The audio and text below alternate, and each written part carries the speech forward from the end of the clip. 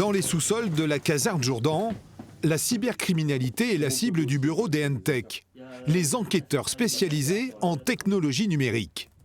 Voilà, on a une frise dans laquelle on aura les photos, les vidéos, l'audio, les documents. On va pouvoir sélectionner ce qu'on veut par la suite. Donc là, ce qui va nous intéresser dans le cadre de ce dossier, ça va être les photos et les vidéos. Donc je vais juste sélectionner mes photos et les vidéos et je vais faire l'extraction.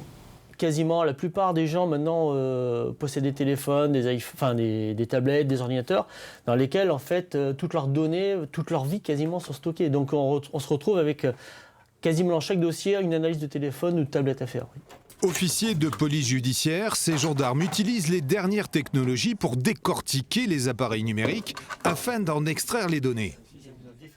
Ça peut être du trafic de stupéfiants, trafic d'armes, traite des êtres humains, pédopornographie, terrorisme, oui.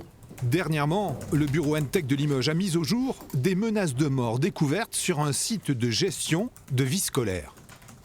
Sur Pronote, le compte d'un élève a été utilisé pour envoyer des menaces de mort au corps professoral.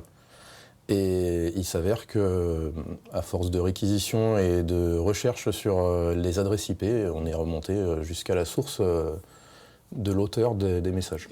Dans la même caserne, au-dessus du bureau Entech, ces gendarmes font dans la cyberprévention.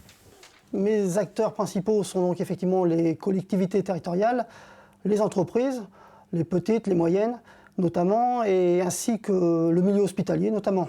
Ici, après un audit auprès des établissements, ce service sûreté oriente en fonction des besoins tout en prodiguant des mesures de bon sens, notamment envers les risques de rançongiciel. Quand on fait des sauvegardes, de bien les déconnecter et qu'elles soient vraiment, ça les met à l'abri du rançongiciel. Parce que si on laisse son disque dur ou nos sauvegardes connectées, eh bien elles-mêmes vont se crypter et elles seront perdues.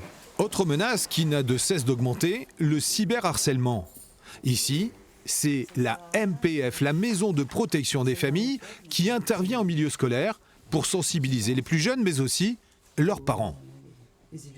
De plus en plus de gens en sont victimes ou se rendent compte qu'ils en sont victimes et donc s'en plaignent et souhaitent avoir donc de l'aide pour prévenir justement ce harcèlement et ce cyberharcèlement. Enquête, prévention et sensibilisation, la gendarmerie est aujourd'hui à l'heure de la digitalisation et du tout numérique. Nous sommes à 9000 cyber-gendarmes au niveau national et en 2024, nous allons passer à 10 000. Au niveau du département, c'est plus de 60 gendarmes qui sont formés cyber et qui sont répartis au sein du groupement, mais également au sein de toutes les brigades territoriales.